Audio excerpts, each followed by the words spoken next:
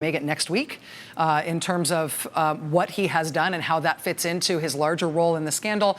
But then to get the Michael Cohen stuff and to get the Trump Tower Moscow project, including the involvement of individual one, President Trump, put front and center and made the subject of a felony conviction. This is a new phase, and we are going to get a lot more from the special counsel's office over the course of the next few days, next week. But I think that we should expect this to be rolling out fast now. Exactly. And I will say on a law school note, in letting you go, watching you read the intense legal factual drama of a hearing, law schools all across America could use that. It was more interesting than reading the transcript, which I've done from time to time. You know, it's kind of just me reading the transcript out loud, but I do the little voices. Eventually, I'm going to get puppets or maybe friends. Puppets, well, puppets are some of the best friends we can all have. Rachel, I wish you a great weekend and a happy anniversary weekend to your family. Thanks very much, Art. Much appreciated, my friend. Thank you to Rachel. Today, we begin with this thought that is a fact. A United States president arrives at a major foreign policy summit with the world credibly wondering whether that president is actually there representing the United States, which is what he's supposed to be doing, or is he there representing himself as a private businessman who simply uses his role in American politics and global geopolitics to that effect? Is he a compromised former candidate who owes Russia? That question hung over the scene you just saw there because of what I was just discussing with Rachel. Donald Trump's former lawyer, Michael Cohen, admitted things in court this week that actually go beyond crimes, which of course matter because there was a crime, but go towards something else, which is U.S. national security. Cohen telling the world he lied about the president's business interests in Russia as they were being pursued during the campaign, and that the Russian government was in on the truth that they were lying to us about. Just think about that. Just that part before we get to the rest. That's what we learned this week. Cohen and Trump had a lie designed to deceive American voters and American press and American government, but the Russian government knew it was a lie. They were in on it the whole time. They knew Donald Trump was trying to build this Trump Tower in Moscow, worth potentially millions, while Donald Trump was running for president. And some people at the Kremlin reportedly knew the Trump Organization wanted to give Putin a $50 million penthouse gift at that tower if it were built. The former acting director of the CIA, John McLaughlin, tweeting overnight that Putin had, yes, the seeds of blackmail. So as this G20 summit gets underway today, no one who's involved in any of this, who follows the news or foreign policy, could miss this extraordinary moment. Vladimir Putin and the Crown Prince of Saudi Arabia, another leader who Donald Trump has at times inexplicably defended, having something between a bro hug and a high five there on the world stage. The Crown Prince also leads a country where Trump has other significant business interests. We don't know the extent of those either. We don't have the tax returns. Now, what were these two celebrating? Well, Democrat Senator Bob Menendez, a foreign policy leader himself, tweeted, quote, "That feeling when you own the president and can do whatever you want," end quote. Now, that is just one critic's view, but remember Donald Trump's first national security advisor, Mike Flynn? President Trump was, of course, forced to fire him because Flynn lied about his contacts with the Russian ambassador, and the Justice Department found out.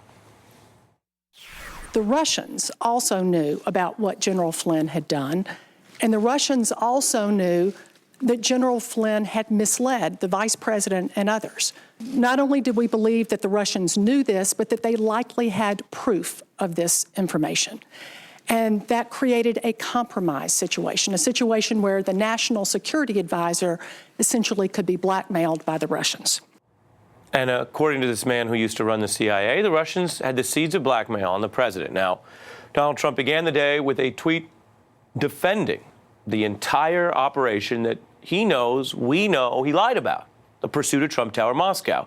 Here's how he puts it now, quote, "Very legal and very cool," adding, lightly looked at doing a building somewhere in Russia, put up zero money, zero guarantees, and didn't do the project, witch hunt. Now, let's be clear about why I'm even showing you that. It is because facts matter, and the president is no longer clinging to the lie that he was busted for. He could, I guess, but he knows even in an environment where he's leaning on his own people to think of everything as a witch hunt, that is too much. So you're witnessing the president change his story as it demolishes itself with an assist from his former fixer and lawyer. Before Michael Cohen's plea, Trump had said he had nothing to do with Russia. Now he lightly looked.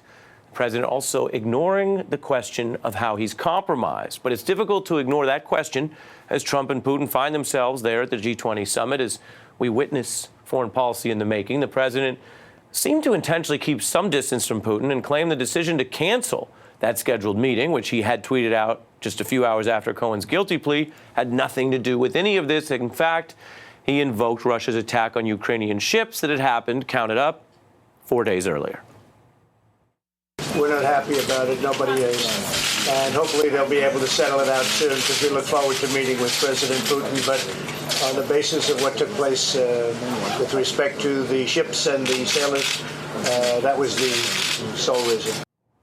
And here's the Kremlin's reaction, basically taunting the president's explanation today, saying, quote, "We've heard the official explanation and taken note of it, but is it true?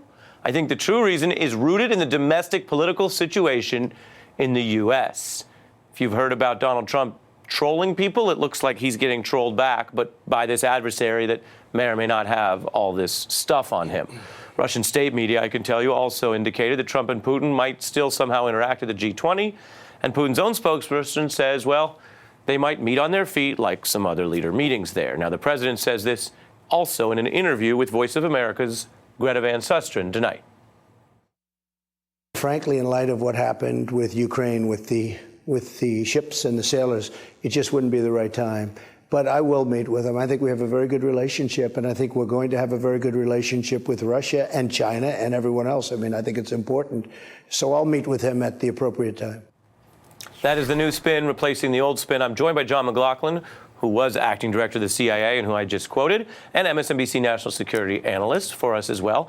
I'm now joined as well by Malcolm Nance, NBC counterterrorism and intel analyst, and Ruth Marcus, deputy editorial page editor and a columnist at the Washington Post and a contributor for us as well. Good evening to each of you. John, this looks like a national security problem, even if it is not itself illegal, the business dealings, which is yet to be investigated. That's right. I think by lying to the American public, as he did, and by the fact that the Russians knew he was lying, had this never come to light, this would be a classic case of what the Russians call compromat. Sometimes people compare that to what we call opposition research here, but in fact, opposition research in the United States is carried out to weaken an opponent. Russians do this sort of thing to gain leverage, and that's what they would have gained. Had this never come to light, at some point in the future, they would have been able to pull him aside and say, you know, remember when you were talking in your election about the dealings with us? You know that wasn't true. That would not be something that he would want to come out. This is a recent incident. How do you distinguish, though, between what we might call conventional compromise, where something is undeniably bad and somebody has it on you, versus what you're describing here, which is what makes this compromise, it would seem to be primarily, is the lying and the conduct of Trump and Cohen, not the fact that at some point in time someone who was in business sought more business. That's correct. And it isn't traditional compromise in the sense that Russians often carry this out, which is usually through doctored videos and so forth and so on. Usually compromise comes about when you end up taking something you shouldn't take. Information, sex, money, those are classic Russian cases. The Trump Tower meeting would be another case where, had that never come out through the media, in the future, had this been a normal administration and had the Russians wanted to exert some leverage, simply holding an email in which Donald Trump Jr. had said, yes, I'd love to have dirt on Hillary Clinton in the middle of a campaign, that too would have been a card they could have played had it never come out. You said had this been a normal administration. Are you saying this is not a normal administration? Well, I think you know what I mean. Just follow the last week or two. It's not a normal administration in the sense that there's so much corruption. There's the Mueller investigation. You don't have to answer that seriously. I don't think it's a super bonkers administration. I think we all know that, but you're very careful. I like super bonkers. Super bonkers. Ruth, we need to do a re-education of all the times that Donald Trump was overtly lying about this during the campaign, because reasonable people who may have disliked him at the time still wouldn't assume maybe that everything he was saying about Russia was a lie then. A lot of it looks worse now, just with these disclosures tonight, just what I was discussing with Rachel. I want to play some of that for your analysis. This is him discussing Putin 2015. Take a look. Do you like Vladimir Putin's comments about you? Sure. When people call you brilliant, it's always good, especially when the person heads up Russia. Yeah. Well, I mean, also as a person that kills journalists, political opponents, and invades countries. And invades countries. Obviously, that it would be a concern, would it not? He's running his country, and at least he's a leader, unlike what we have in this country. Yeah, but again, he kills journalists that don't agree with him.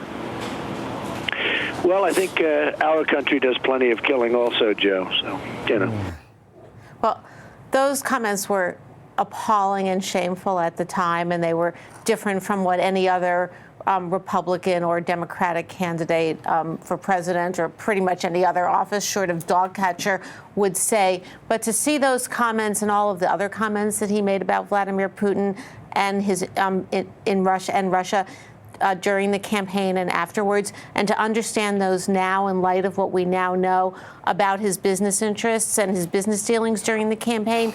Remember, we knew some of this already, that not from him and not during the campaign, but it had already come out that, yes, there was, in fact, this Moscow project that was going on. Now we know it extended for way longer during the campaign than we could have imagined.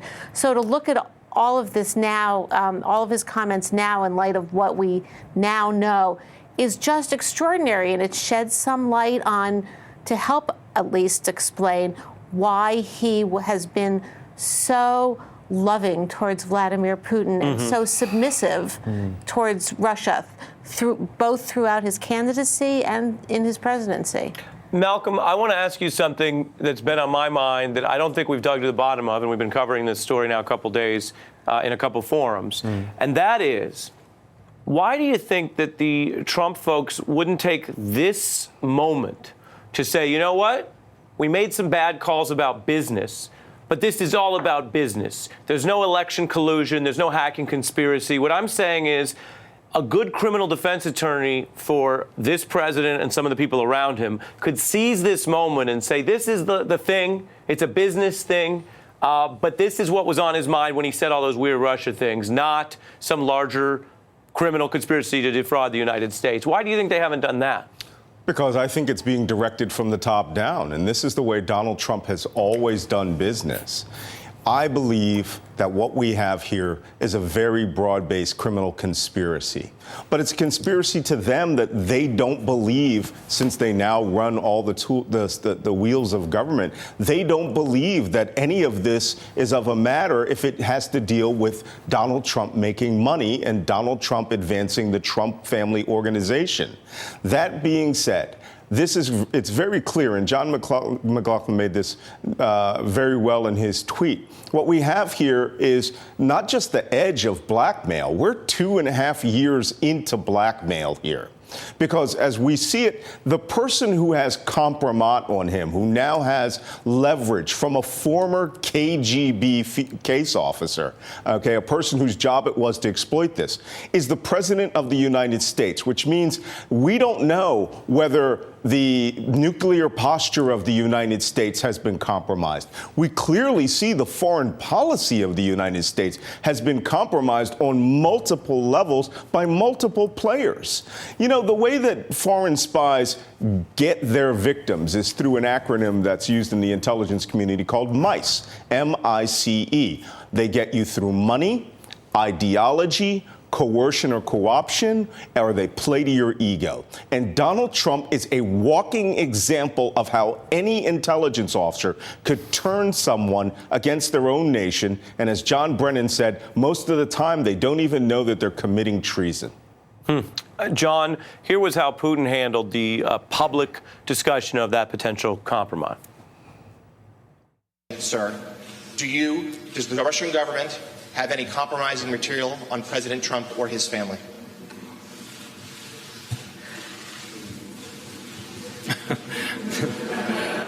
Yeah, I did heard these rumors that We allegedly collected compromising material on Mr. Trump when he was visiting Moscow. It's difficult to imagine another nonsense of a bigger scale than this. Well, please just disregard these issues and don't think about this anymore again.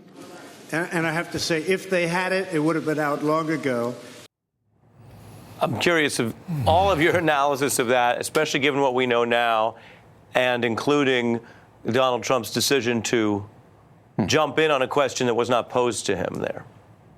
Putin didn't say no. That's the main thing. He talked all around it, and he said, don't talk about this anymore. And Trump jumped in to kind of underline the point in an odd sort of way. So it leaves you not knowing, but it leaves you, as the whole Helsinki summit aftermath left you, scratching your head about what really went on in that room. The fact that I actually can't think of another presidential summit at that level on which we know so little. They're entitled to confidential discussions, and there's classified information that they don't have to put on the table. But so very little has been said about what actually transpired in that room that it stands out, I think, in the history of presidential summits. Right, and it becomes another piece of the archive of the history that has to be reassessed given the incriminating information that's come out just this week alone. John and Ruth and Malcolm, thanks to each of you on quite a busy Friday night. And we have a lot more in this episode of The Last Word. The Michael Cohen confession revealing Trump family members could face their own legal jeopardy over what they did. And later, some Republicans standing by the president until they don't. There is a GOP reckoning coming, and we have some proof to show you. That's tonight.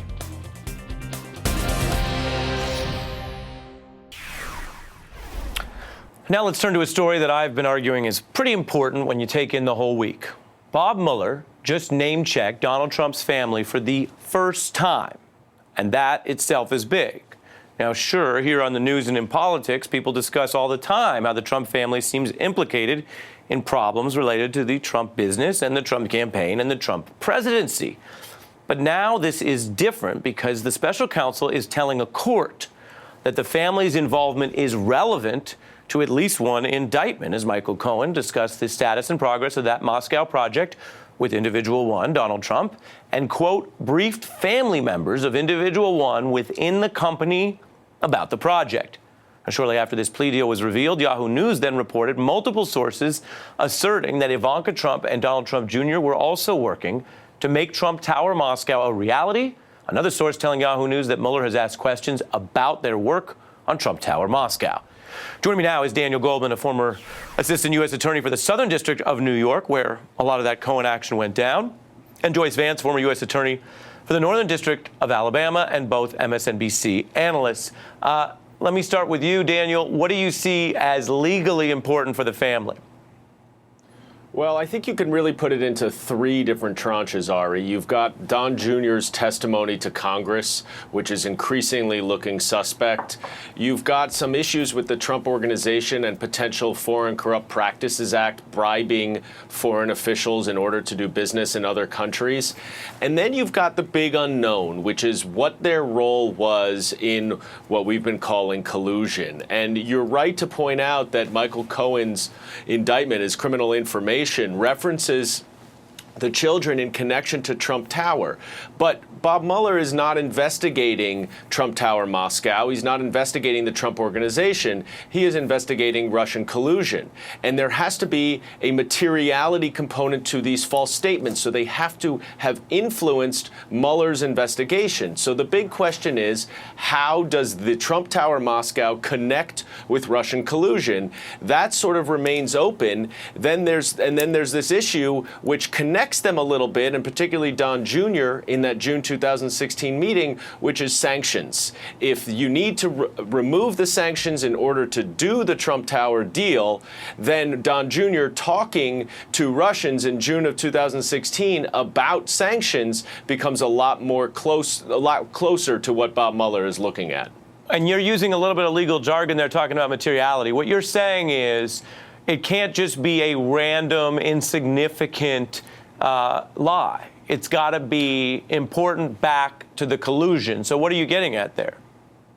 That it has to, the Trump Tower Moscow and what Michael Cohen lied about has to have been capable of influencing the investigation. That's what materiality means. It has to matter, and it has to matter to the investigation. And I guess the main point here is that this is not the Southern District of New York charging Michael Cohen with making false statements about Trump Tower.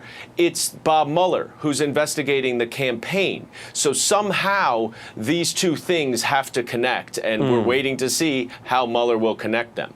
And Joyce, do you see that connection as involving money? You know, it's interesting. We see so much of the contours of the investigation, but we don't know exactly where the pieces are on the chessboard or what roles they play. I think Dan is actually dead on the money on his assessment of this. And when we talk about materiality and try to decide if it's money or something else, a way that's helpful for me to think about it is that if you're investigating me for bank robbery and I lie to you about my hair color, nobody cares very much. It's not material. But if I lie to you about being asked to drive the getaway car, then that would be an important matter and something that I could be charged for lying about. It's the same deal here. It looks like a lot of the smoke surrounds the money and the money-making potential. Dan mentions the Foreign Corrupt Practices Act, which is where a lot of us think Mueller may be looking. Short answer is we'll just have to wait and see how it plays out. Yeah, I mean, on the family member side, they would argue they weren't originating this plan. This is coming from Felix Sater, and Cohen's the one making the calls. And they're receiving, this kind of information or plotting that didn't ultimately come to fruition. It's still a little different than their old defense. Take a listen to Eric Trump sounding like his dad. It's the greatest hoax of all time. I was there throughout the campaign. We have no dealings in Russia. We have no projects in Russia. We have nothing to do with Russia. Daniel? Well, look, I mean, this is where, we get into semantics. Ultimately, there was no deal in Russia. That is true. But what they were hiding is their efforts to make a deal in Russia that miraculously and perhaps, not coincidentally, ceased on the same day that it became public that Russia had hacked the DNC's emails. So there is a link right there, and we get a sense of around the edges of a lot of links. And unfortunately, Ari, and for the viewers, we're going to have to wait until Bob Mueller connects these dots. I am guessing there are more emails, and I am guessing that Michael Cohen's testimony is a lot more robust than what's in that criminal information. That is really going to tell the story. Joyce, a final thought from you on that point and why Mueller puts what he included in the speaking indictment and what he's holding back. So Mueller doesn't put out anything beyond what he has to accomplish his immediate goal. In order to achieve the Cohen plea, it was important to put certain facts into the pleadings, and he's given us those. But it has to be true that there's a lot more. We know that Cohen has cooperated for a large number of hours. There are other cooperators, Felix Sater, and perhaps people that we're not aware are cooperating yet. At the end of the day, it looks to me like all of this financial dealing in Moscow will somehow converge on what we've all called the collusion, the effort by Russia to influence the outcome of the election. And it'll get neatly wrapped up into one package. We just don't know exactly how that all works out yet. It's pretty fascinating stuff. Joyce Vance and Daniel Goldman, thanks to both of you. Up next, Michael Cohen's guilty plea has some Republicans now warning their own party they have to be ready for a day when they can no longer accept the president's defenses.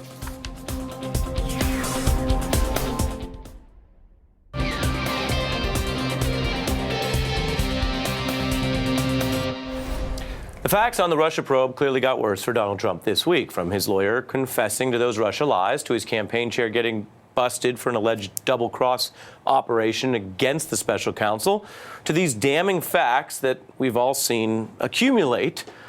And it may move Trump critics and independents for sure, or at least harden the resistance that's already out there. But what about conservatives and Republicans? Well, tonight, I can report some of it may be changing. Take a conservative with a very conservative, iconic last name, Podhoretz, John Podhoretz, who announced that while he has long been a self-described skeptic of the collusion with Russia's story, two big developments he says, now show there may be a strong case for collusion. The revelation that Cohen lied about Trump's business interests, which we've been covering. And two, I'm reading from him, quote, the first possible connection between Russian intel and actions taken by the president, Credico telling Jerome Corsi that WikiLeaks had a lot of stuff on Hillary, and Corsi telling Roger Stone that stuff was coming, and that Trump should start to talk about Hillary's health, which he did. And Podhoretz didn't just announce that there. He wrote it and published it in the very conservative Rupert Murdoch-owned New York Post for, I presume, many other conservatives to read and see and judge for themselves. Or take another Republican, Matt Lewis, who now warns his fellow conservatives they should question how they will react in the future if Mueller's evidence does show what he calls nefarious, unethical, and criminal actions that go to the height of the Trump administration. Reading from Mr. Lewis, quote, we should be ready to accept the very real possibility that serious misdemeanors were committed and lies told. The people who defend the indefensible, who put, quote, loyalty to a man, not principle or America, above all else, will not be judged well by history. Joining me now for a little contemporaneous history is E.J. Dionne, opinion writer for The Washington Post and an analyst here. And back with me at the table in Washington, Ruth Marcus. E.J., 2 op-eds does not a revolution make. I'm sure you're familiar with that old Mark Twain quote. But what is happening here in your view? Well, good on John Podhoretz and Matt Lewis. I think it should be said that they've always been a little more independent from Donald Trump than most Republican politicians.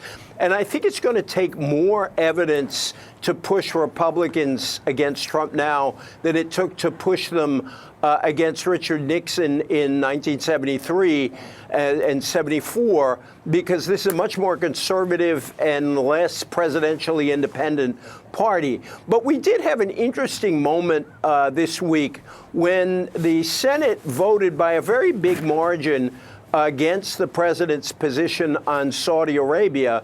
And there were a lot of Republican defections. And a political scientist I was talking to tonight had the interesting idea that this was kind of a trial run.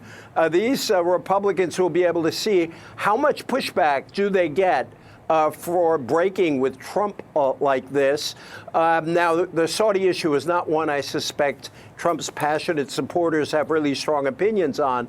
But it is an indicator that it is possible for Republicans to break with Trump. But as I say, I think Mueller is going to have to come up with a lot of evidence before most of them are ready to walk away. Ruth? So I'm an op-ed editor, so I have to say I think 2 op-eds can a revolution make, but I would like to see the op-eds be from, say, a sitting elected Republican as opposed to armchair conservative just opining. And what we have seen all along during the Trump administration is, and increasingly, the capitulation of the elected part of the Republican Party. Certainly, a lot of the conservative commentariat has accommodated itself in a quite disappointing way to Trump as well. So let me ask you, but it's the elected officials who have really not stood up to him. How do you explain that, being the political op-ed editor that you are, after a November election that delivered 39 seats to the Democrats, a larger popular margin than we've seen in 40 years, including the midterms after Watergate, a higher voter turnout since women were given the right to vote in midterms. I mean, just a huge blue wave that shows, and that's midterms, that the further reckoning may be coming for Republicans who don't find their own independence here. So a reckoning may be coming, but a few things. One is before the general election reckoning is a primary reckoning. And it goes back to something that EJ mentioned, which is you can imagine a world maybe not that many months from now in which Mueller comes out with a devastating report and congressional support for President Trump begins to crumble in the way that it did during Watergate. And we sort of have this rosy view of Watergate where brave, honest Republicans stood up. No, they didn't. No. They didn't turn against Richard Nixon until they had to turn against Richard Nixon. But we And the people turned first. And the people turned first. So when Republican senators and Republican House members are convinced that their electoral fate is better off diverging themselves from Donald Trump, they will do that because there's no love lost for Donald Trump among most of those. But when you have a very gerrymandered, very tribalized, very polarized primary base electorate that is still solidly with Trump, that is where they are the voters, and their leaders, their elected officials will follow from them. Well, and EJ, that goes to a migration we've seen in a lot of Republican thought, which went from, well, of course, it would be wrong to get foreign help with a campaign, to something much more muddled, which is a preview of a strategy to minimize even damning things in the Mueller report. I obviously was thinking about this as I was interviewing Jerome Corsi this week, because he is the red-hot center of that. Mueller has given him paperwork showing that he may indict him for lying, but he was very blunt in our interview about saying the whole point of the intel he was trying to gather from WikiLeaks was to help Trump. Take a look. Told Stone, and I told about everybody I knew, and I knew it would help help Donald Trump, and I was happy to do that. I was speculating, but I was sure I was right. Is it accurate to say you expected Roger to tell Trump? I didn't. Look, logically, should I have expected it? Yes, of course. Yes. Yes, of course, EJ. He admits that he went in Europe to get this intel on the stolen emails and wanted to get it to Trump. Right. Well, you know what those two op-eds show is that it's become much harder to continue to support Trump slavishly. But it's not clear that Republicans are ready to stop now. And to go to Ruth's point, I think the key is, when do Republicans start worrying more about a general election result than about a primary result? And as you suggested, the results certainly in the House races said Republicans have a lot to worry about. So I think there are 4 senators who will give us good indications. The 2 most vulnerable incumbents in 2020 are Susan Collins and Cory Gardner. They're going to be, I think, your leading indicators if there starts to be a break with Trump. Probably the next most vulnerable are Tom Tillis in North Carolina and Joni Ernst in Iowa. If they break, then he's in real trouble. And then we may have seen a point where there's so much evidence that the Republicans can't hang on. But of course, you know what Mark Twain also said is every time it seems like Susan Collins is about to break with Trump, she leaks for 4 days, gives a couple press conferences, and then takes it all back on the Senate floor. I'm sure you remember that old saying. Mark Twain said it as well as it could be said. No, that's right. And you saw that on the Kavanaugh business for sure. And that's why I'm saying it is going to take a lot to get these folks to break. But I think she, above everyone, has the most to worry about from her general election electorate in Maine. Not totally sure she's going to run again. I think that's still an open question, and that'll be interesting to watch as well. I mean, she has got to be one of the most phony moderates around. Well, sometimes she's voting against her party, but most of the time she's voting with them, and she did this last time around. Bigly, I think. Bigly. You heard it here first. Bigly. Well, I'm going to fit in a break, but Friday night politics and some very interesting insights. My special thanks to EJ Dionne and Ruth Marcus, to both of you. Coming up, theories of the Russia probe ranging from Trump's involvement is still maybe just a coincidence, all the way up to the top that there was a kind of Russian double agent action inside the United States. There's some very interesting work on this. We're going to dig into it and where we're going in the Mueller probe next.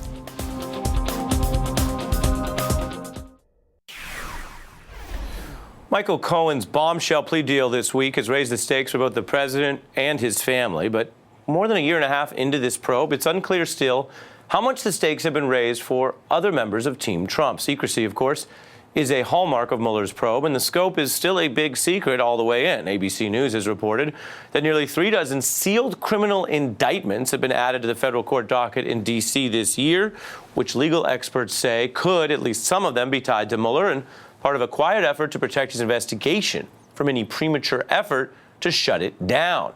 There are also big question marks over what would happen with Paul Manafort, Michael Flynn, and Michael Cohen in these coming weeks. And so some of the big questions we have as we look forward is, where is this headed? How much will Trump be implicated? back when the investigation first began.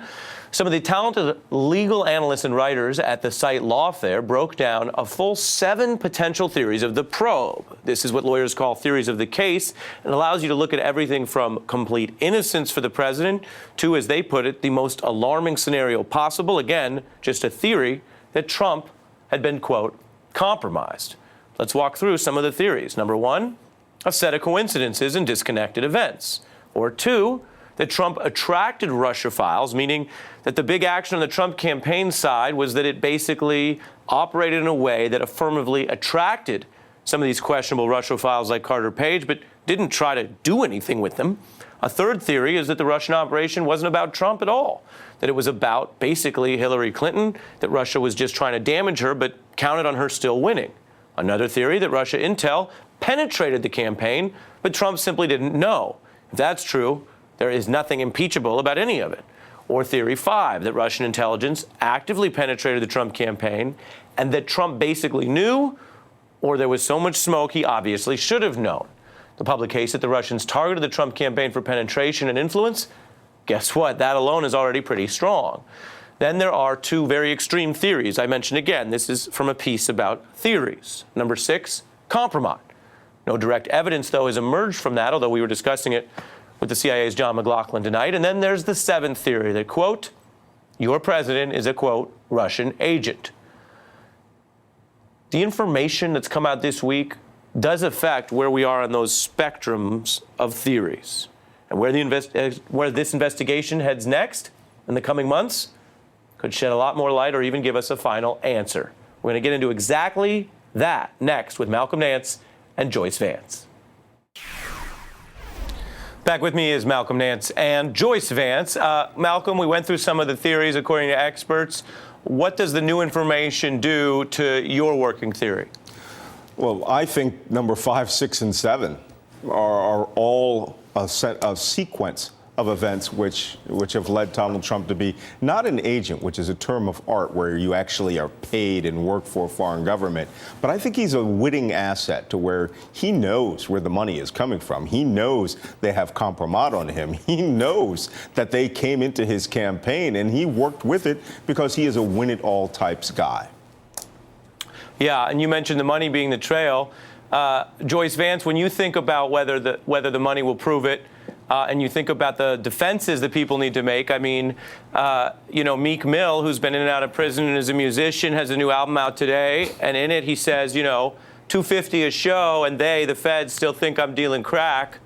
When you bring my name up to the judge, just tell him facts. The idea that the factual defense that his money is good now, he makes it from music, is enough. Do you think that kind of factual or Meek Mill defense will work for the Trump family members here? I don't know if the defense really works, but I think Meek has a good point, which is that the government always has a burden of proof. And you can't just assume that because there's smoke, there's fire. You can't assume that because there are deals in Russia that there's illegality. So the government will have the same burden in this situation that it would have in any other criminal prosecution of showing that that money really is about illegality and complicity with Russians. And we just don't know enough publicly to say that yet. I wonder, Joyce, what you think of some of the other things we're learning about Michael Cohen's legal odyssey, because some of the reporters at CNN came up with this, and I thought it was interesting, that Cohen, who's, of course, it says a key witness, was under the impression initially that Trump would offer him a pardon to stay on message, how they put it, according to 2 sources. But after that famous raid, one source said it headed south with the president, Trump started to distance himself, and then Cohen, who's been around Trump, knew the game had changed. Cohen knew things had changed, and he acted to protect his family. What do you think of that arc, which, of course, doesn't put Cohen in as great a light of just being patriotic now? And how do you explain that Trump wouldn't give him the pardon that so many people who think the worst of Trump think he's promising pardons all over the place? It seems like a realistic arc here. Cohen has never been someone who's had a change of heart and wants to personally further, the American way of life. I mean, he's someone who's opportunistic and who's trying to save his soul. But that said, if there is evidence that the president knew about or was involved in dangling a pardon in front of Michael Cohen in an effort to keep him from cooperating with Mueller, at least for some point of time in this investigation, then the president is in very, very dangerous territory. Right, because that itself, as you're saying, as with Nixon, could be also obstructive. Briefly, Malcolm, the other thing that came out was House Intel members today saying they think they may have other lies on the books. Your view of that? Oh, yeah. There are a lot of people who apparently were trying to stay on message with the president, which is now the operative term for lying before Congress, lying before the FBI, and lying before their wife and kids. I think that a lot of people are going to be hauled back, particularly Eric Prince, who has some deep connections to the Russians and the Emiratis in this story, and others who are just going to have to clarify that, or they're going to have to show their loyalty by going to prison. Very, very interesting stuff. My thanks to this special impromptu law firm we've assembled of Nance and Vance. Have a good weekend, you guys. Thank you. Thanks, Much appreciated. What happens when you take Stephen Colbert, a Mueller witness, and MSNBC and put them all together? We will show you with The Last Word next. And now, after a long week, it is time for tonight's Last Word. Well, it turns out Corsi's performance might just be for one viewer. I'm not counting on Donald Trump for anything, including a pardon.